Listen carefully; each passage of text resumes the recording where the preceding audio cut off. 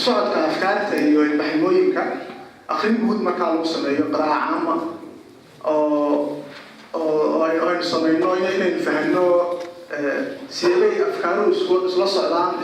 سوق جدًا محافظة كنشة وحا إنه كده يسندنا محاضرة دكتور محمد حرسي سأ محاضرة أعرف لما برتو مركا السبع عالية هي صدق الطولية هي تاك بعد مثلا ما ينتهي كل دونا مسؤول دكتور محمد. بسم الله الرحمن الرحيم. مفضول بشرط له دنيرتا العادية الباردين سولويدي السلام عليكم ورحمة الله وبركاته. هل ما هذا نقيا براوك برنامج كمونتيات كوقيم حبضا له فكرية أما مهندس كه نوقبتين يبوابك كوقيم حبضا له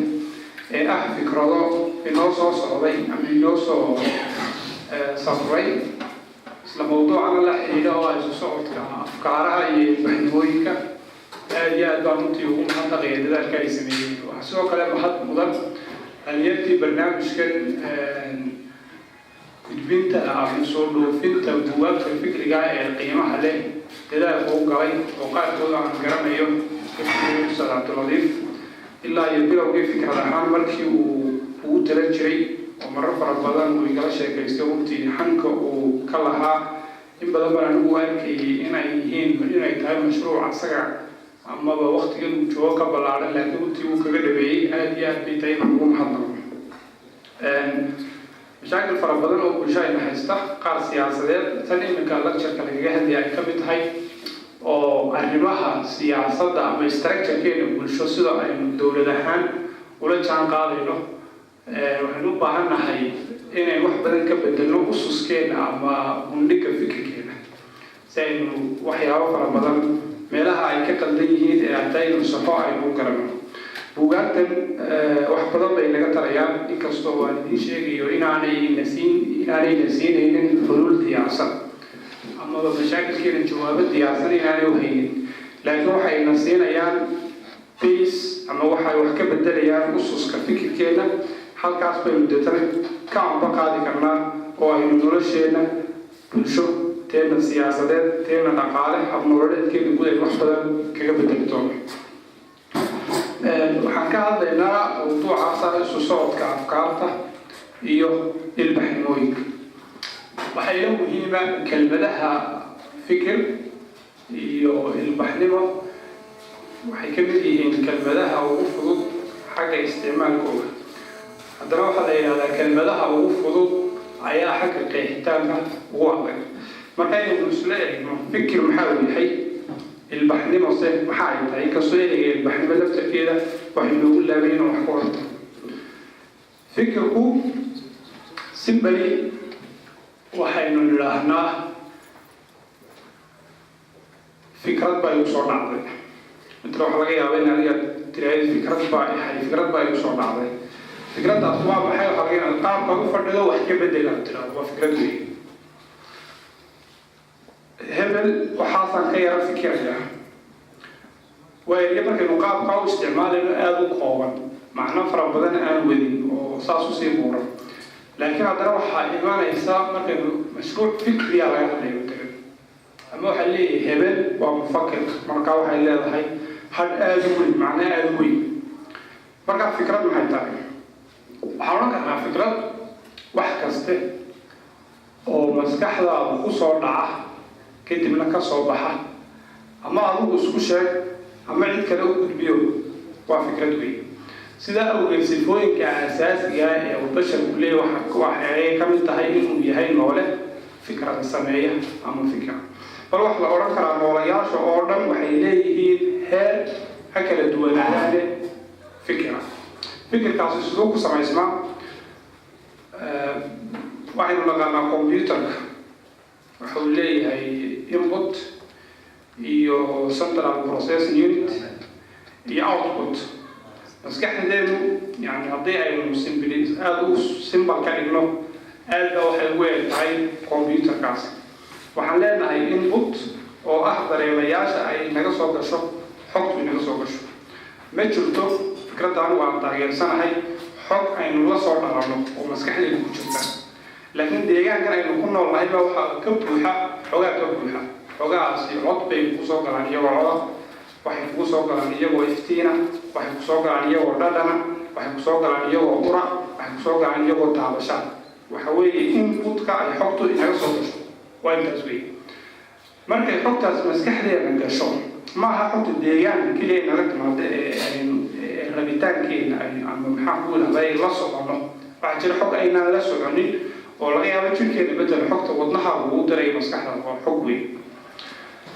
xogtaasi maskaxdu ay process garaynta ay soo process garaysa ayaa waxa ku bixinaynaa camaliyad tafkiir waa fikrid weyn xogtaa soo gashay maskaxdu ay process garaynayso ayaa tafkiira outputka ay soo saarto ayaa markaasi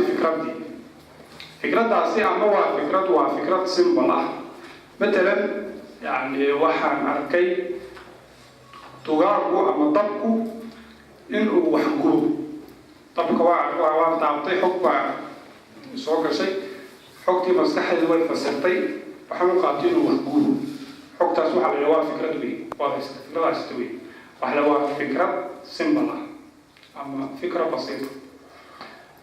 fikraddaasi iyo fikrad kaloo isku tegay ayaa waxay ka samayn karnaa fikrad kale oo la yidhaahdo fikrad compound fikra murakaba matalan waxaan bartay in dabku uu wax gubo waxa kaloo bartay inaan ka fogaadaa ay ku jirto badbaadadayda waa laba fikrood weyn marka waxaan bartay dabku inuu yahay wax laga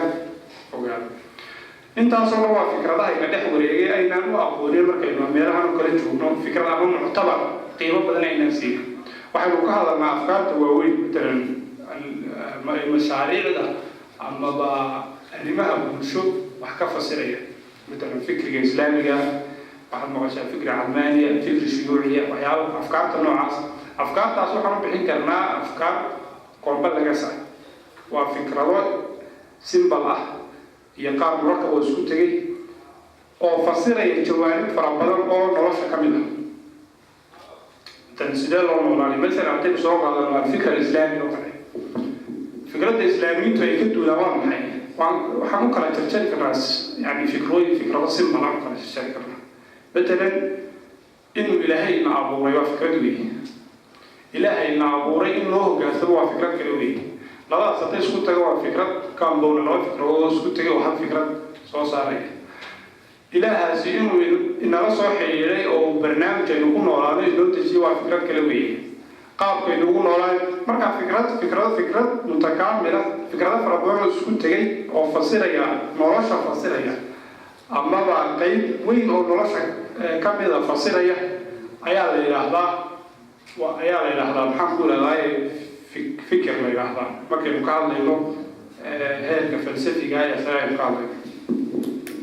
haddaan halkaa fikrad ku dhaafo imaada xadaarad amaba ilbaxnimo waxaad moodaa isla halkan mawduuca waxaynu kusoo qorannay isu socodka afkaarta iyo ilbaxnimooyinka waxaa su-aal ka keeni karaa ilbaxnimo iyo xadaarad labadaa erey ma isleeyihiin innaga bulsho ahaan waxaad moodaa in ereygan uu ina soo gaadhay xilliyadii gumaysiga oo ah xilligii ugu badnaa ee aynu bulshooyin kale xidhiidh la samaynay xilligaasi ereyada aadka u faafay waxaa ka mid ahay ereyga afka qalaad ku idhahdo enlightenment ama tanwiir marka waxaad moodaa tanwiirkii ama enlightenkii oo ah heer nololeed oo yurub iyo galbeedka xilligaasi aada uga xana qaaday inaynu u qaadanay ilbaxnimo aynu u turjunay kadibna booskeedii aynu gelinay booska xadaarad ama civilization ilbaxnimo waxa weeye yani waa inay indhahaagu ay arkaan wax markii hore kaa awna ama mugdi aad ku jirtay iftiin kuu baxay kadibna wax badan aad aragtay waa tanwiir wey nuur wey iftiin kuu baxay xadaarad ama civilization afka qalaad asalkeeda haddaynu ku noqono ruudka carabiga haddaynu soo qaadano waa deegaannimo wey amaba reer magaalnimo wey waa meel ay bulsho kala duwan oo feri koonto laga sax ay isugu timid nolol muxaqada oo kakan oo dhinacyo fara badan aan la kala sooci karin ka samaysay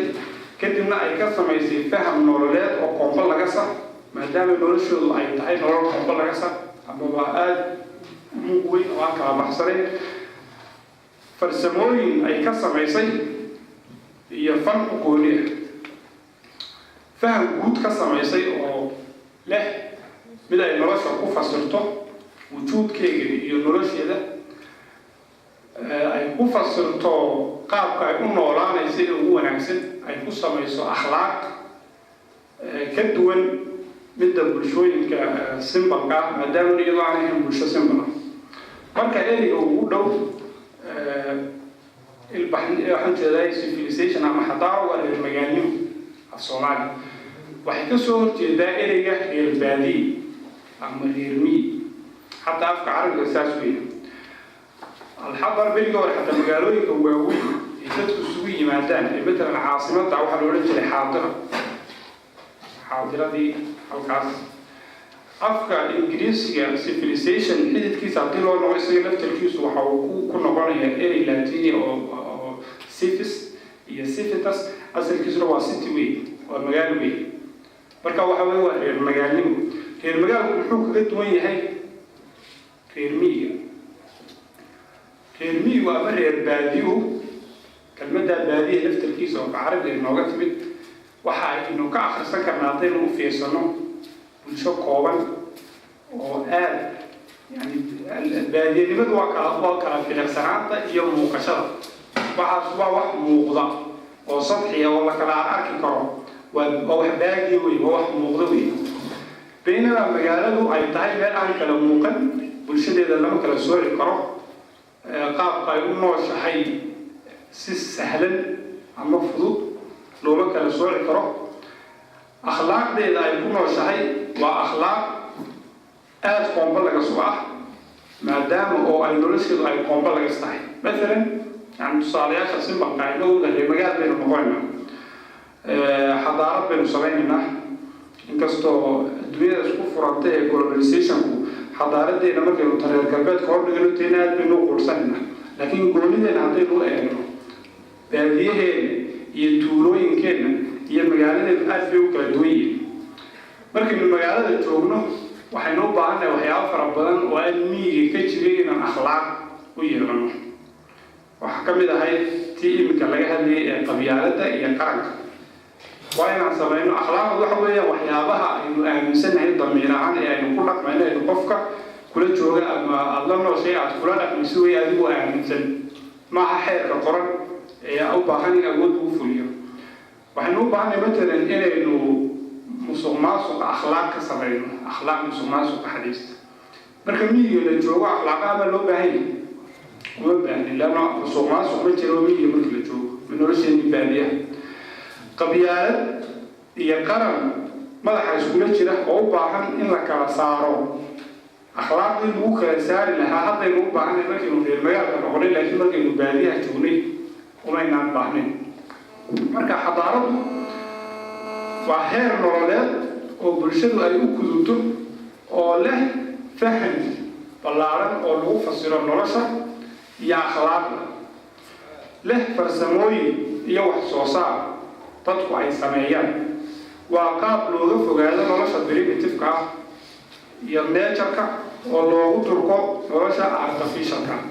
مثلا magaalo markaan joognay magaalada markaan joogno nolosha aynu ku noolahay sida ay u badan tahay artificial way halkan markaan fadhino gabiyaha inaga sameeyay wax nature oo sidiisii halkan uga yaalaan ma jiro xataa sadxiga dhulka marmar baan joognay marka waxa weeye waa qaab farsamooyin sareeya bulshooyinku markay horumaraan ay ku gaaraan waxa ay la gaar tahay fan ka kombalaksan ama ka mucaqadsan kala sareeya midka nolosha baadiyaha in xadaaro la sameeyo oo fikir la sameeyo waa dabeecad uu basharku leeyahay waa qaab maadaama oo lagu tiriyo inaynu nahay noolaha asal ahaan noolayaasha kuwa ugu nugul dhinaca dabeecada qaab aynu dabeecada kula qabsanayno oo aynu evolution ku samaynayno si aynu khatarta ay leedahay dabeecad aynu u yarayno aynu uga nugulnahay noolayaasha kale matalan iminka dharkan aynu xidhannahay waxaynu u baahanay fikir iyo xadaarad aynu samayno si aynu qabowga dabeecada uu leeyahay aynu isaga caabino noolayaasha kale inay lama wadaagaan nature waxay u leeyihiin sidaynu u nugulnahay uma nuglaan inta dhowr bay leeyihiin way iskaga caabiyaan qabowga marka maadaamanu nahay noola nugul waxaynu ku qasbannahay inaynu bixino dadaal ka badan midka ay noolayaasha kala bixiyaan waa midda aynu caqligeenu uga batay waa midda ay maskaxdeenu u weynaatay qaybtan hore ee caqliga iyo fikirka iyo judgmentiga iyo maskaxdeenu ay u kortay in ka badan noolayaasha kale oo dhan noola kale oo inaba mida ma jiro oo dhafoorkeenu ka weyay noolayaasha kale haddaad u fiirsato leanna waxaa kusoo jirta maskaxda qaybta fikirka iyo maaraynta iyo soo saaridda afkaarta iyo samaynta ilbaxnimooyinka caqliga waxaynu naqaa isu socodka aynu nimaadna markaa ilbaxnimooyinka iyo afkaarta markaynu leenahay isu socodka fikrado iyo ilbaxnimooyin waxaynu halkaas inooga soo baxaysa inay jiraan marka hore ilbaxnimooyin iyo afkaaro meelo kala gooniya ku kala xirxiran basharku wuxuu ku kala nool yahay deegaano kala duwan deegaanadaasi kala duwan waxa ay leeyihiin dabeecooyin kala duwan dabeecooyinka kala duwan waxa ay qofka siiyaan xogo kala duwan xogahaasi uu ku fikiro waxa uu ka soo saaraa afkaaro kala duwan waxaanu ku sameeyaa ilbaxnimooyin kala duwan مثلا نقول كقبوة بدل أفكارها كسر اسمه هي البحث هذا كسر اسمه يساوي كدول تهاي بدل كسر اسمه يساوي نقول كلام فيها نقول كجزيرة لها نقول كبورة ليلة طبيعة عدد ديجان كأيات كالدول يصير البحث مويك يوم أفكار تدل قوة أصبح مركز صعوبة لأنه تدخل أنت ديجان تجنب مركز برشة يتحي وحكمنا حياة إسلا فالكم فكر يفرسون sidaas oo ay siinta hadana bulshada guud ee basharka waxa ka dhaxeeya isla falkan fikir iyo faham iyo farsamo waxa kala soocaya dabeecadii deegaanka taas markaas ay marar fara badan ay isaga socdaan waxa keenay aan isku socono matalan baahi laba faktor fara badan baa jira laakiin laba ugu muhiimsan shay kana baahi matalan deegaanka aad ku nooshahay أفكار مرورات باكتشرتا البحثي باكتشرتا على هيسوتو لكن واحد كامل ديجان كلا أو بشكل يكون عشان أو أفكار البحثيين أي كتشران أي أبغى بعهم تعيقاب يومو ليهن إن الله كسوق على توسع مرش على الكتبه أمريكا الرسيفر تاعي مثلا إنه ما ينال هاي ميدان دولة أو sophisticated أو مثلا إنه لقى شيء دولة مودرن ما ينال هاي reeraynu iska ahay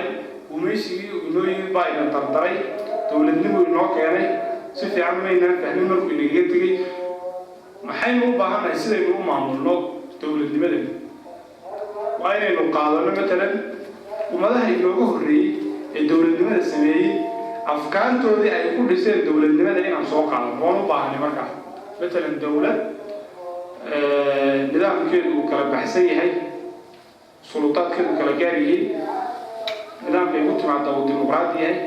دستور هرو حاجة كسوق عالمي actually يعني الدولات كسوق عالمي حتى نتوه إنه مثلا بقرطوية سوق عالمي يعني بعد واحد يعني ساعة إن أطلعوه أو البحر وكذا أو طلعوه ساعة سوق عالمي محلو بعهم طيب وحكم إذا تسوى فكر كده ولاد وحكم إذا المادة كده هو قلب يعجب ay sameeyeen ilbaxnimooyin kale oo adiga ka horumarsan waxa u baahatayna agabkooda aad soo qaadato laana faa'iidadu uu leeyahay isticmaalkooda ka karatay kadibna waad soo dhoofsatay adigu la ilbaxnimada tasarreysa waxaad u baahan kartaa in aad bulshooyin kale aad u socoto matalan waxaynu bixin karnaa alfayda alxadaari xadaarad meel ka samaysantay oo adkaatay oo weynaatay oo farsamooyin fara badan iyo fan fara badan iyo qiyam fara badan samaysay deegaankaas kuma koobnaan karto ee waa inay mutaacdo meelaha ay ka jiraan xadaaradaha ka hooseeya ama weli aanay ka samaysmin reer magaalnimada ama ilbaxnimada ereygaa aada suuqa inoogu galay marka adigu aad tahay qofka aan cidda ama bulshada xadaaradeedu ay hooseyso waxa aad u doonataa inaad ka soo qaadato waxa ay haystaan aad u baahan tahay haddii aad adigu xadaarad saraysa aad leedahay waxa aad u baahataa resource-siga weli dihin ee bulshooyinkaasi weli aan xadaarada samaysan deegaankooda uu leeyahay ama dad ahaanba ay leeyihiin human resource hadday tahay iyo mid natural resource kay doonta haatee in aad kuwaasna aad kuwaaga ku darsato sidaa awgeed halkaa waxaa ku fida xadaaradaadi baa ku fida waa isku socod xadaaradeed iyo mid fikir waxaa keeni kara mid nafsi ah matalan adigu haddaad tahay bulshada xadaaradeedu ay hooseyso haddii aad aragto bulsho kaa xadaarad samayso wax ku dhacaya inbixaar nafsi ah nafsiyan dabadeetna waxaad doonaysaa in bulshooyinkaasi waxa ay haystaan ee adiga kaa sarreeya in aad qaadato isku dayi maysa inaad xadaarad samaysa adigu waxaas baad nafsiyan u jeclaanaysa haddii aad tahay bulshada xadaaradda samaysayna nafsiyan waxaad iska jeclaanaysaa xadaaradaadu inay baahdo oo dad kale ay qaataan iyadoo laga yaabo inaanu ku hagayninbaba tamac maadiya badanka xadaaradaha diimaha ku dhisan ayaa sidaas ugu faafa muslimiinta oo kale waan ognahay mashruuc fikriya oo ka qaateen islaamka ayaa ku ballaadhay oo hayn kari waayeen kadibna waxay dooneen in ay faafiyaan dunida oo dhan ay gaarsiiyaan qiyamka wanaagsan waa dareen nafsiya waxaa ku wada adduunyada imika reer galbeedka maraykanka oo kale waxyaabaha marka laga yimaado daraha maadiga iyo midda siyaasiga ee uu leeyahay maraykanku waxyaabaha uu faafiyo waxaa ka mid ah xorriyaadka guud xuquuqda insaanka waxyaabaha ay ka sheekeeyaan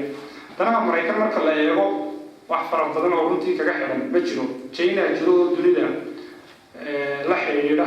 isku fidiya dana kama galo xorriyaadka laakiin xorriyaadkan iyo waxaan bulshada maraykanka soomxa waxay u yihiin qiyam markaa nafsiya waxay jeceliin dunida oo dhan inay ay xor noqoto siyaabaha marka ay ku gudbi karaan waxaa ka mid ah matalan physically inaan ku guurno bulsho ahaan ama qof ahaan aynu u tagno meel xadaarad kale ka jirto ama meel aanay xadaarad ka jirin inagoo xadaarad noqon kadibna aan saas u gudbino waxaa ka mid ah akhris iyo riwaayad ama weyn sida matalan buugaagtan imika afkaarta wada ayna soo gaadhay afkaar bay wadaan dad inaga duwan baa qoray bulshooyin inaga duwan afkaar ka samaysantay marka buugaagtaas inay noo timid maynaan safrin physically bulsho ahaan iyo qof ahaan toona halkan bay noogu malaxdayna afkaartii saasay noogu soo gudubtay markaas fikraduhu inay faafaan waxyaaba fara badan baa saacida labaan ka sheegi karna maadaama waqtigu uu kooban yahay fikradani cumqiga xadaariga ay leedahay matalan xadaaradaha qaar baa waxay ku fadhiyaan falsafado aada u xoog badan mantiq adag leh meel kaste oo ay tagaan xataa marka hore haddii la diido muddo marka uu friction ay la sameeyaan bulshadaasi la qabatin si sahlan bay xadaaradaha noocaas iyo afkaartaasi ay u faafaan matalan waxaa laga sheekeeyaa maanta dimuqraadiyadda mar kastoo dimuqraadiyad laga soo qaado waxaa lasoo xasuustaa griigii horaa lasoo xasuustaa oo la yidhahdo waa asalkii falsafada dimuqraadiyadda kumanaan sano ayay qaadatay inay faafto oo ay jirto meel kastoo ay tagtana falsafada dimuqraadiyaddu ay ka hirgasho xataa meesha laga diido muddo markay joogto way socotaa leanna waxay ku qotontaa cumqi mantiqi ah oo aada u sareeya ay ku qotontaa midda labaad oo quwal maadiya cidda xadaarada iyo fikirkaa lihi awoodda maadiga ee ay leedahay matalan dhaqaalaha oo kale dhaqaaluhu muxuu abuuraa cidda dhaqaalaha fara badan haysa طبعا cid kastoo xadaarad samaystaana waxa ay fursado badan ay haysataa inay samayso dhaqaale ay samayso ama dhaqaale ay awood ciidan ku samayso oo ay cilmi baaris ku samayso awoodda dhaqaale ama awoodda sideedaba cidda awoodda leh waxa ay siisaa haybad bay siisaa waxa ay ka dhigtaa ciddaas awoodda leh cid aan baahnayn oo loo baahan yahay. marka waxa ay wadato badeecada ay wadatana inay suuqa si sahlan ay u gasho, suuqa fikirka ay si sahlan ay u gasho, aad iyo aad bay runtii ay ugu nugushahay. marka awoodda maadiga ahi waxa ay leedahay saameyn aad u ballaaran marka laga hadlayo faafinta fikirka iyo ilbaxnimooyinka. waa sababta maanta xadaarada ugu faafitaanka badan ee dunida oo dhan meel kaste gaadhay ay u tahay midda reer galbeedka, leanna awoodihii oo dhan ay gacantooda ku hayaan, tii dhaqaale ay hayaan, tii aqooneed bay hayaan, tii waxay hayaan tii ciidan bay hayaan. waxaasoo awood waxay siinayeen haybad ah in fikirkooga loo nuglaado ama loo dhiganuglaado. sidee baynu ula tacaamulnaa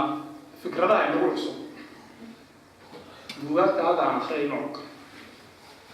ama ilbaxnimo inagu cusub hadda ayna soo gaarin, sidee baynu ula tacaamulnaa? waxaa jirta ka bulsho ahaan,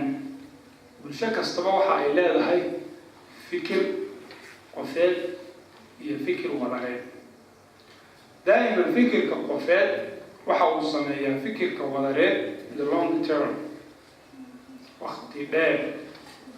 fikirka bulshada waxa uu sameeyaa fikirka qofeed the short term, leanna bulshadu qofka haddaad doonaysaa marka qof inaad fikir aad leedahay bulshada aad wada gaarsiiso waxaad u baahan tahay nafas dheer iyo adkaysi badan, caqabaad badan inaad ka gudubto. laakiin bulshada hadday doonayso in ay fikirka guude ay hayso ay qofka qabansiiso wax ugu filan oo keliya ta cadaadis oo bulsho ama tarbiyad markaad yartahay ugu tarbiyay. waana sida ay isugu noqdaan psychologiyada iyo sociologiyada. yani psychologiyada qofka wax samaysa dhaqanka bulshada sameeya, habka nafsiga qofka uu fikiro. sociologiyada bulshada ku nooshayna waxa uu ka samaysmaa hababka nafsiga ee qofkaas. marka bulsho kastaba waxay leedahay afkaar marka hore ay sii haysato. afkaartaas sidaa badanka waxa ay u tahay micyaar ama halbeeg ay u tahay fikradaha cusub ee u imanaya. haddii fikradda ama fahamka bulsho ahaan aynu haysano ay fikradda cusub ee na soo gashay ay kasoo horjeedo total ay kasoo horjeedo, badanka waxaan ku waajahnaa diidmo qayaxan. sababta oo ah fikirka maankeena ku jira iskama fadhiya maankeena uuna waxa uu leeyahay saameyn nafsiya, waxaanu uu sameeyaa behaviorkeena ama habka aan u dhaqano ayuu sameeyaa.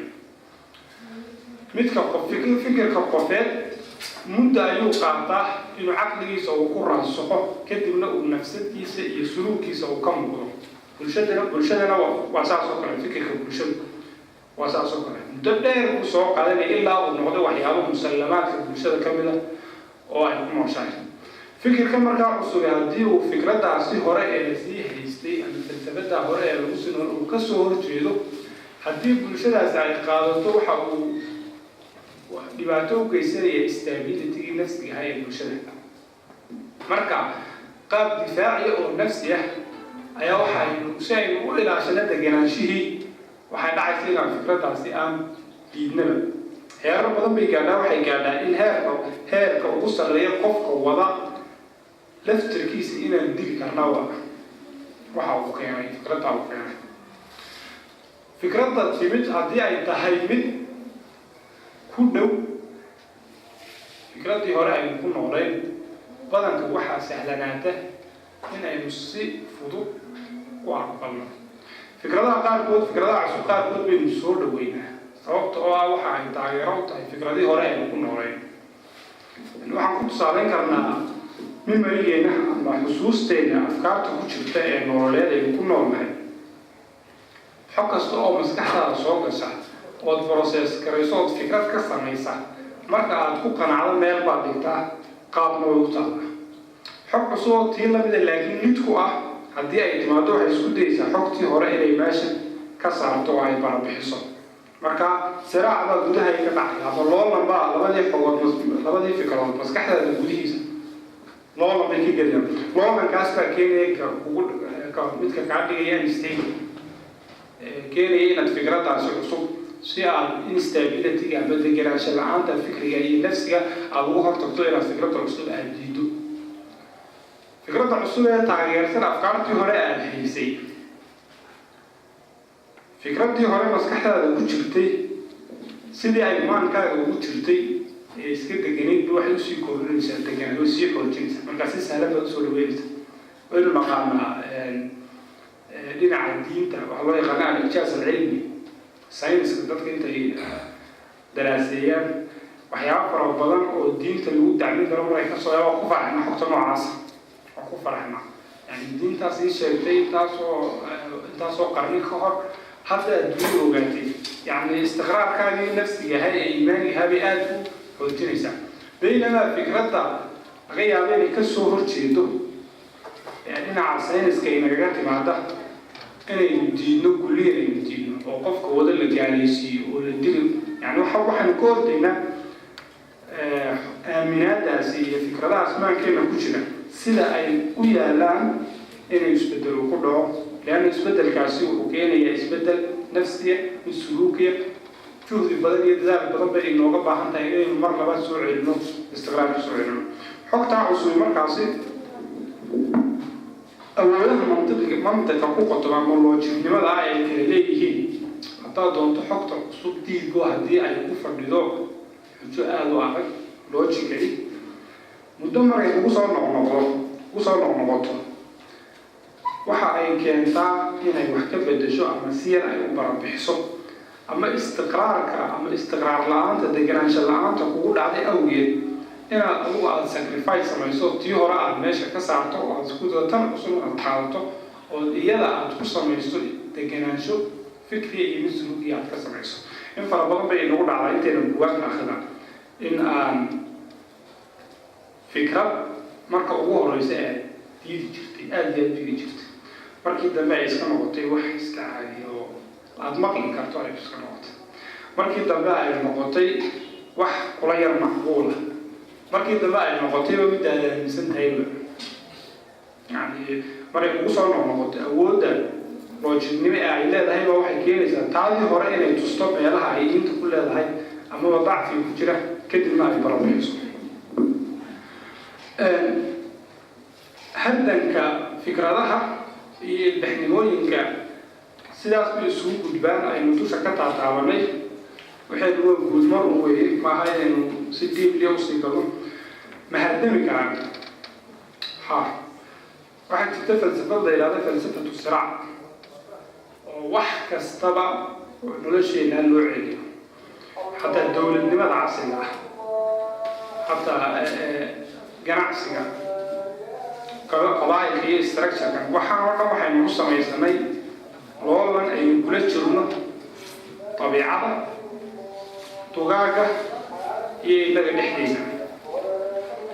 siraacaasi waxaynu loolan ugu jirnaa ama aynu ku loolamaynaa khayraadka jira iyo fursadaha haddii aynu helno keenaya inay nolosheena aynu usii helno fursado badan oo aynu kusii jirno marka laga yimaado matalan xadaaradda waxaynu u samaysanay oo aynu uga nimid kayntii iyo deegaankii dugaaga aynu la noolay inaynu u samaysanay magaalooyin waa inaynu dugaaga ka fogaano loolanka aynu dugaaga kula jirno innagu inaynu qabaa'il kala noqono ama dawlado kala noqono ama mujtamacaad kala noqonona waxa aynu waa siraaca ama loolanka innaga inaga dhexeeya waxa isku keenhaya ee aynu bulsho isku mid ah aynu nahay waxa weeye bulsho kale oo inaga mid ah ayaynu loolan kula jirnaa مثلا Soomaalida iyo Oromada maxay fiiriyaan hawiyad waxay noqon kartaa identity-gaas waa waxay bulshadu isku haysato ee keenaysa inay isugu hiiliso dabeecada ay isaga hiiliso bulshooyinka kalena ay isaga hiiliso marka dareenka ku jira in haybta la ilaaliyo waxay mar walba ay dareenaan in xadaarad kale oo dibadda inaga timid ay furfurayso waxyaabihii haybteena ama akhlaaqdii iyo dhaqankii iyo mafaahiimtii ay ku qotobtay haybteena is haysata sidaa awgeed waan ka cagajinaa marar fara badan amaba inaynu xadaarad cusub bulshooyin kale aynu qaadano haddii aanay xoog inagu qabsanin waxyaabaha kale oo keeno waxaa ka mid ah danaha maadiga ah الفرق يعني واصل الله من كاسومي حضارة كلا واحد الله دجال الله بيسا إن resources كجرا إن أنا كعجب بتفكر كتر واحد تعيش إن أنا فين تعاون في تو كاسو ما كاسو سرعة بيناي مثل الداخلي كان مجرا أما إلى لته حيطة داخلي مثلا سألوا إلى الصومالي لمدينة حيتنا الصومالي هو أين يجلتو حيبكره أو المسكسو عينه أو المفوقيني تصارع هو على هذا المخالف الروح كمدا مثلا ملايكا قوة كله مش هذا ملايكا قوة بنشوف سماي سنتبري عن فوقين حيل فوق أو تاريخه أي بدأ تعال هاي وحيابها أي استعمال شو سعي سوح يسوح كمدا إن السمايو سرعة بدين وبالشدة دي يوم من السنة يكتشفتو سحايتو الله ينعلم سأوي المدى السوفيتي وقالوا وحاوها ورقد لاستعماله سما يسوها يدك مريكا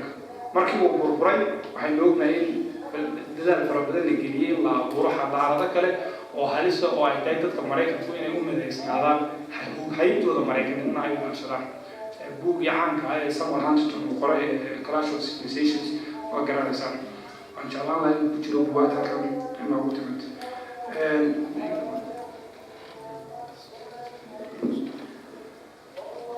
bulshooyinka xilligan lagu jiro oo ah xilli adduunyada ay isku furantay casrul cawlama oo xadaaradaha awoodda leh ee maqaalihii dunida haya ee awooddii ciidan haya ee tii aqooneen haya ay caalamka oo dhan ay isku fidinayaan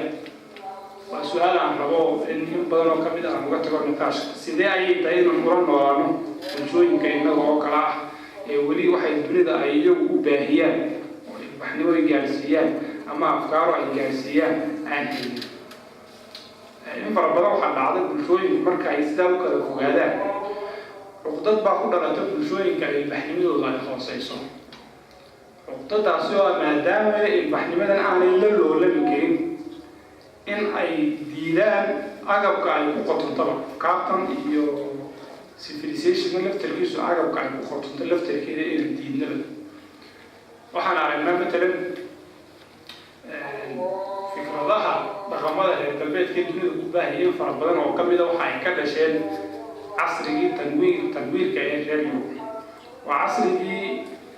دين تمسيحي قبل روح رأي خرافات الساينس اللوجيه دي عقلها لو كبير سيدا أولين فربنا وكم ده وحيانا كان أسس أبد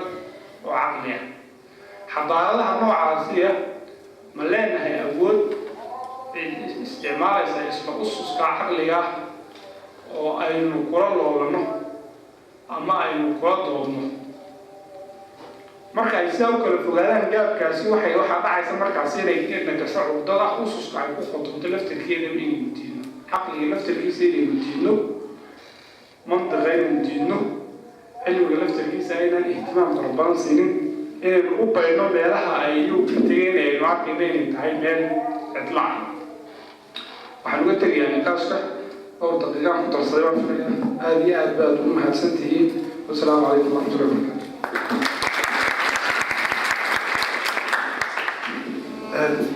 أنا ما صنتهاي محمد مانسي هاي si ay waqtiga inoo hadhay uga faa'iideyno oo ah 20 daqiiqo faallo iyo falanqayn iyo dareencinba waan soo dhaweynaynaa ciddii haysa ku darsanaysa mawduuca isu socodka afkaarta iyo sida loola macaamilayo hadday jirto fadlan ku soo dhawaato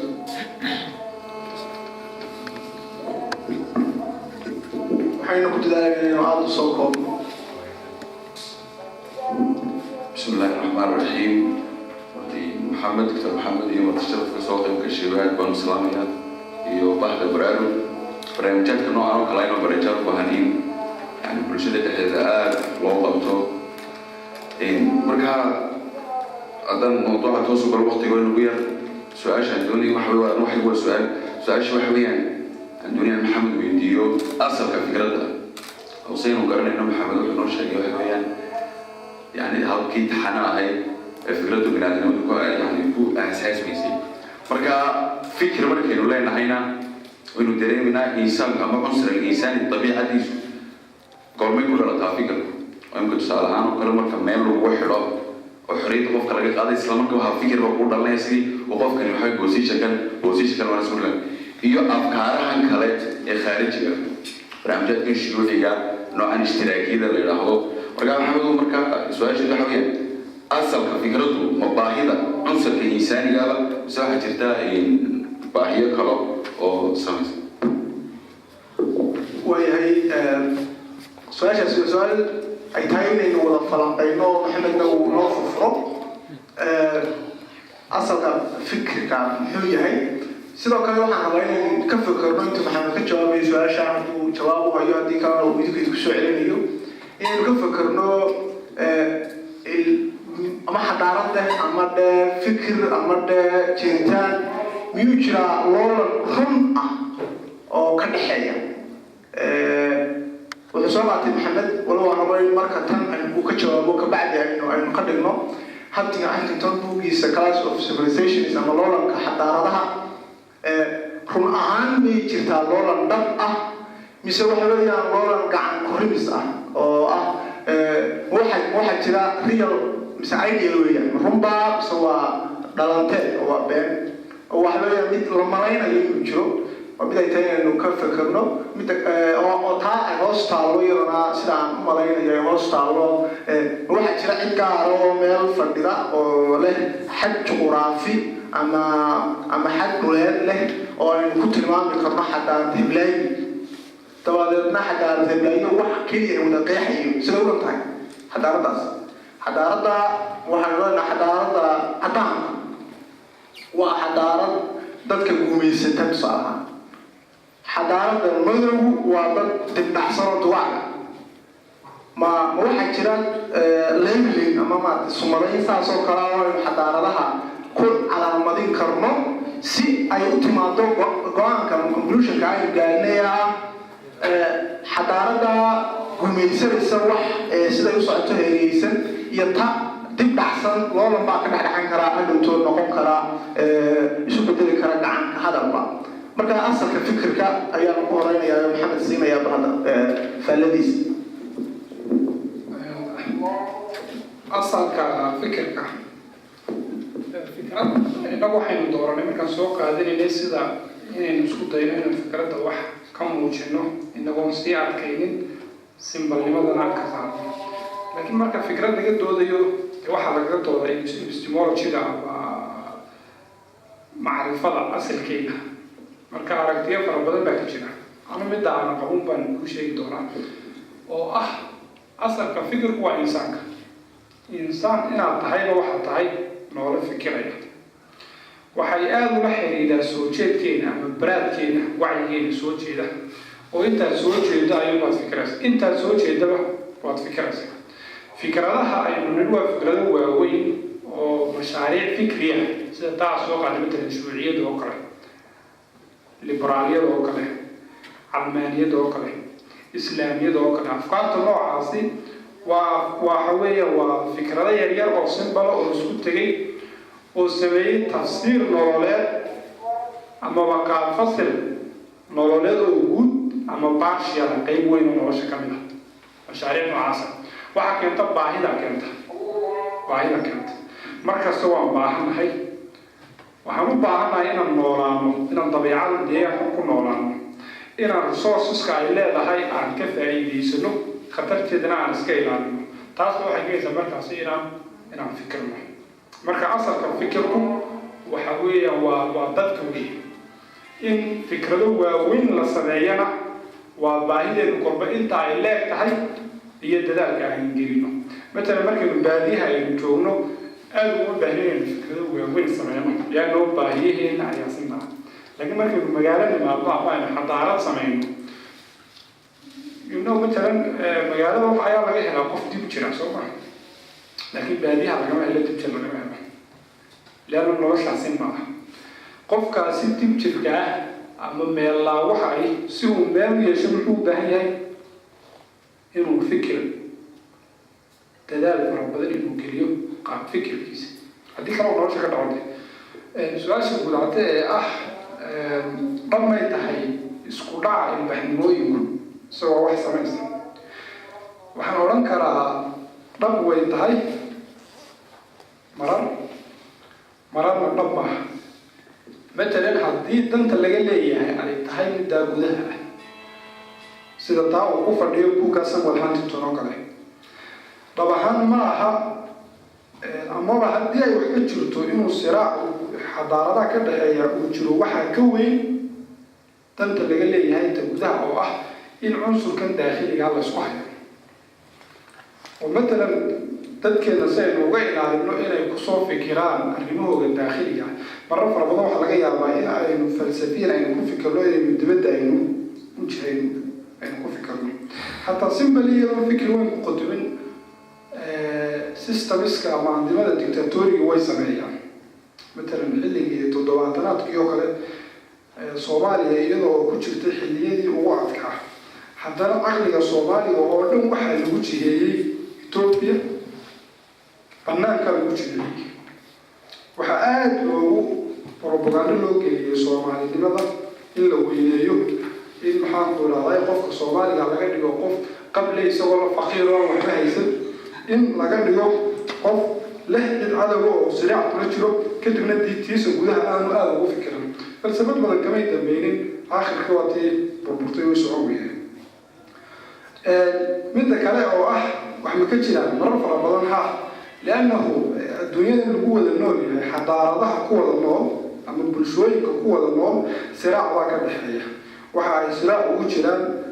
resourceska ay leeyihiin maadaama uu siraac ay ugu jiraan marka mar walba waa inay ka fikiraan in ay kala riixdaan waa inay iskala haysadaan markaasi oo xadaarada aad rabto inaad riixdo haybteeda iyo fikirkeega iyo falsafada ay ku qotonto gebigeedana waxaad isku dayaysaa inaad gaar u calaamadsato kadibna aad isku daydo inaad ka riixato مثل ما قصة والحادث تنقشة كأنه حضارة ضحى حدث تقوى مدة البيت كروح سوق عالمية مدة إسلامك وده عملك وجه ده وين ده كمريكا ويكون في كلام حدث كائن دولته فايدة ده كائن دولته ويحكي في كلام دي بدأ مركز لقى أنا وحوي كجيران وإنهم مسلمين تعطيه ما يوحي مرة بعد 3 سنة إن أي جرتو أول عدو النجوح وعمل تغيير كلبيتك وعين تحي إنه يسكر لأنه أما هو يرى الكحل مركز سراء سوى وجرا وأنا لا توظيف كرين كرا ولا استعمال كرا هذا هو وجه تقول والله أقول كرا أضل كرا يا كذا وفعلت تصنيع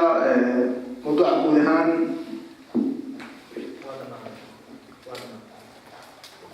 سيرة يا ساتر هو دما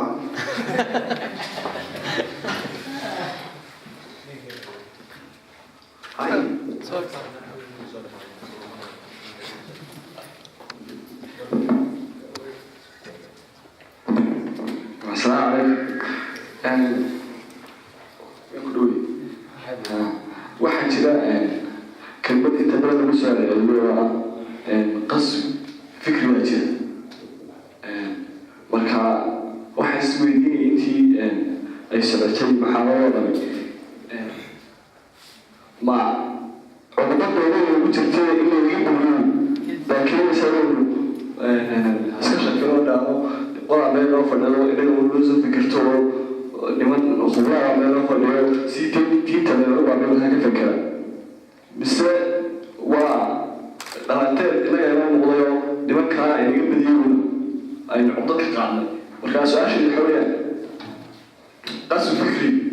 موجودة هدوء جلس سيد موجودة أو أنت طبعا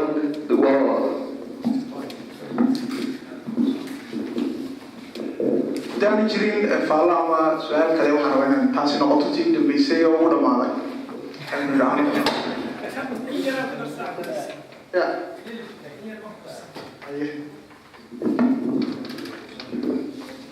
بسم الله والصلاة والسلام على رسولك كل ما عي وفاة مروان قصان قضي واحد يقولي إنا نويديو محمد أنت بدن واحد كسر كأنه يسوق صعد أفكارته واحد بدنه كم إذا أفكاره أنا ونسوله وينا سؤال شدوني نتاعي وحويا مد عن موضوع تصوص بس عشان عندنا الله حلوا أفكاره يبين سوله وين نتاعي سوله وين iminka inteena badan dadkeenu wax soo dhaweeyaan afkaaraha iminka soomaalinimo iyo islaamnimo ayaa inoo asal laakiin afkaaraha dibadda nagaga imanaya dee islaamnimadooda asalnimadooda qaar badan islaamnimo asal uma ah soomaalinimona dee hadalkeeda badda marka afkaariyey bay tahay guud ahaan inaynu soo dhaweyno aad mahadsantahay laakiin mid ogo faadow maya waxaan maqaadoo keenaya hadalka oo lagama lagu soo booda mid ogo intaan maxamed u dhiibin fikradda ah markaa jirtay aan Soomaalidu muslim ahayn marka islaamka laftirkiisu waa habeen fikir u yimi oo ma aha wax laba isku mar bilaabmay ma aha oo waynu aqbalnay islaamka laftirkiisaba marka taasaan rabay inaan hadalka ka saxo oo aan ku darsado erayga sidaan u arkayay marka Maxamed baan ku soo dhaweynayaa gabagabada inta aan barnaamijka toos ah usoo xidhaan oo laga socota barnaamijkan u yeedhin miyuu jiraa qof kale oo wax ku darsanaya fursadii u dambeysay waxay ka dhigan tahay maya Maxamed su-aal uu mudacadda keenay markii hore ka jawaab baa jirta oo ay xasuusisay su-aashani ma jirtaa xadaarad ama bulshooyinku ay kala leeyihiin ficlan yani oo loolan karo matala xadaaradaasi ciddaas bay gooni u tahay waxaan ka hadlaynaa waxa weeye samaynta xadaaradaha iyo afkaarta laakiin afkaarta cid u leh mulki khaasa u leh oo keligeed leh oo aan loogu tegi karin ilama hayna jirto sababtoo ah markaan waan fikrad soo jeedinayo deegaanka aan ku noolahay canaasirta uu ka kooban yahay waxyaabaha yaalla ayuun baan ku fikirayaa waa hadda xogtu iga soo gashay iyadun baan process gareeyey fikradda aan soo saarayna iyadun baan ka soo saaray marka qof kale oo isla deegaankaygaa joogi lahaa oo isla fursaddaas heli lahaa waxa uu soo saari lahaa nafsal afkaarta uu soo saari lahaa sababtoo ah processinka maskaxdeenu isku sibay u abuuran tahay informationka aynu ku isticmaalayno isla deegaanka unbay yaallaan waxaa kala duwan uun factoriska saaciya matala Einstein qawaaniintii uu soo saaray sayniska ah qof kale oo ka Soomaali aan Einstein ahayn qof Soomaali hadduu factoriskii uu heli lahaa waxaan isleeyahay uu soo saari lahaa afkaar scientific oo noociisa oo kale marka waxaa jirta xadaarad insaaniga jirta xadaaradda iyo fikirku asal ahaan waa insaani weeye laakiin deegaanada ay ka kala yimaadeen mar fara badan fikraddu saafi ma aha waxaa la socda dhaqankii bulshada ayaa la socda marka waxaa la isku haystaa waxa weeye qoladii fikradda ay ka timid sumad gaaray u yeelanaysaa oo dhaqankeedii waxyaabihii lama taabtaanka ama ahaa ee aan la taaban karin ama macnawiga yahay ku noolay ayay soo raacsanaysaa marka halkaas uu ishkaal ka yimaada laakiin asalka fikradda inta dadku inay xuquuq ay helaan ama xuquuqda bini aadamka hadda waxay ku suntan tahay fikrad reer galbeed laakiin meel kasta iyadoo biyuura marka la dhigo bulsho kasta oo la dhex geeyo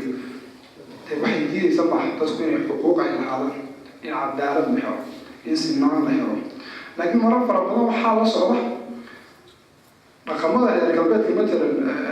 homosexuality oo kale wuxuu ku jiraa xuquuqda bulshadaas ay leedahay marka bulsho kale la keeno waxay ka hor imanaysaa dareenkii macnawiga ahaa ee dhaqankeeda ku suntaa meelaha la iska diidaya markaas waa halkaas weeye marka xadaaraddu asal ahaan waa xadaarad insaaniya weeye ninaanu saaxiibo nahay oo masri ah ayaa maalin dhaweytooda waa qolyaha mucaaradka uu ka mid yahay taliska hadda kasoo horjeeda markaa nin Soomaaliya ku yiri idinku mase xadaarad aad ugu muhiim baad leedihiin markaa wuxuu yidhi xadaaradda iyo qaadigu waxa yani taliskaas uu macalay dhinacii diintana uu isticmaalay oo xadaaradii fircoon baad xadaaradiisi markaa waa xadaaradda faraacidadu boqolaal sano jirtay fircoon haddaan qof ka soo qaadnana qof buu ahaa xilli kooban lahaa yaa yidhi faraacidada dhan u wada xumaayeen xadaaradda faraacidadu waa xadaarad insaaniya weeye hadda faraacinadii iyo waxba kama joogaan bulshada hadda Masar degan waa bulshooyin kale oo dib ka samaysmay weeye deegaanku bay tegayeen waxay haystaan dhul leh aasaartii ay ka tegeen faraacinadu laakiin waa xadaarad insaaniya weeye hadda laaskiya midda inoogu taalo waa xadaarad insaaniya weeye cid innaga Soomaaliya ku abtirsan karto halka abtirsiintu ay geli kartaa ma jirto laakiin deegaankii baynu deganahay waana xadaarad bini aadamnimo weeye الغزو الفكري ومجرى السؤال شيء هو سهل وجهه كرايو وجرى ملجرو وجرايو وشوي فكر كو أنا إلا عطونا حركة علينا ما دام وعيون حي والدنيا قرآن والله وشوي أفكار وين سمعيه والدنيا كفري أفكار تودي حتى حديها يعني وتركين أوتوماتيكلي بينقصه بركان حتى يلا كتركين لو يجرتا أو قيمك السرعة dadkan in laga dhigo dad iyaga u leh tabiiciyad laga dhigo midda kalena waxay ka soo horjeedaan ma jirto aan leeyahay waa qaybta lagu daray ee buunbuurinta iyo ka badbaadinta iyada laftirkeedu ah fikrad kale in wax kasta oo meel kale ka yimid oo fikradan aan wadna aan ahayn waa innovation ama waa fikrado shisheeye oo inagu soo duulaya marka haddaymoon baba marka runtii wax aad fara badan baa lagu daray waxaan ku soo khatimayaa شو قدام بيزي ووطن سلاي خصوصا خاطر فكرة نوعية بقى يتعين المسؤول وين أنا محمد هاو حنا من سنة هاي فكرته مركز لقى يوعى وعليخنا أما وحيابها كنت هارا أما أي وضعته يعني أسأل كده هاي لكن أي وضعته الرقمات البرشلة إيو معاني ده ينورش وده وهيستين أنا هاي وممكن إنسان يبيه وحيدته إليه marka fikrad kastaba in la soo dhaweeyo ayaan taageersanahay noocay doonto ahaato fikrad kasta in la soo dhaweeyo macnaheedu ma aha fikradaas soo dhaweey qaadan laakiin fikradan waxa ka horeysa inaynu samaysano mundalaqii ama halkii aynu ka duuleynay oo ah in aynu dhisno qaabka tafkiirkeena ama caqligeena ususkiisa iyo mantiqa qiimo fara badan aynu siino caqliga aynu siino horaan ku sheegay bulshooyinka iyo xadaarad ahaan hooseeya ama dib u dhacay ama mar jug ay gaadhay xadaariya oo dib u dhacay marka ay arkaan inuu gaab weyn u dhexeeyo xadaaradaha ay loolamayaan ama ay dunida ku wada nool yihiin maadaama ayna xadaarad u dhiganta aanay ama fikrado u dhigma aanay markaasi haynin waxa ay la dagaalamaan tuuliska ay ku qotontaba مثلا حضارة عقلانية haddii aanad fikrado la loolami karaa ama barbar dhigi karta aanad haynin waxaa la dagaalanta caqliga laftarkiisa ayaa diidaaba waxaa dhacday muslimiintu markii ay dunida isku ballaariyeen jasiirat alcarab dadku qawaayid bay iska ahaayeen iska berimitifa ilbaaxnimooyin fara badan may jirin fikrado waaweyn may jirin farsamooyin fara badan oo nololeed may jirin bas islaamku markii uu yimid fikrad dhaqan iyo akhlaaqeed bay ka qaateen taas baa keentay in ay iyaga ay faafiyeen deegaanadii ay tegeen markaas waxay ugu tegeen ilbaaxnimooyin ugu horreeyey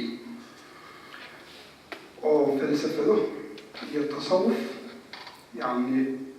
nololeed qaabab bulshadu ay u dhaqanto iyo tafaasiir nololeed oo ay nolosha ka haysato oo waaweyn oo qaarkood su-aalo badan yaalan bay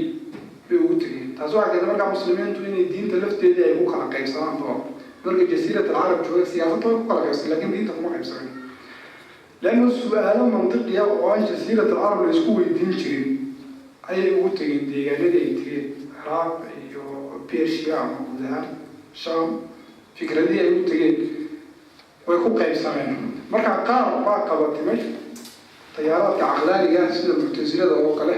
ashaacirada maaturidiyada iyo qaybo kale oo fara badan oo muslimiinta ay magacyo fara badan markii dambe yeeshay in ay isla ususkaasi ay qaataan oo ay isticmaalaan kuwii la qabsan waayey waxay la dagaalameen caqliga laftarkiisii oo yidhaahdeen caqligu maba aha wax lagu noolaan karo ama faham lagu dhisi karee waxaa lagu noolaan karaa nas maxaa la yidhi maxaa la wariyey diintu maxay tiri diintu waxay tiri laftarkeeda iyadoo la caqliyeyn naskaas sidaas ha loo qaato markaa la qabsan weydo waxa ma ad aragto inuu aad kaaga fogeed la qabsataa tuuliska uu ku qotomo ayaad nafsiya waxaad isku daysa inaad burburiso marka waxay la tahay inay tahay inaynu caqli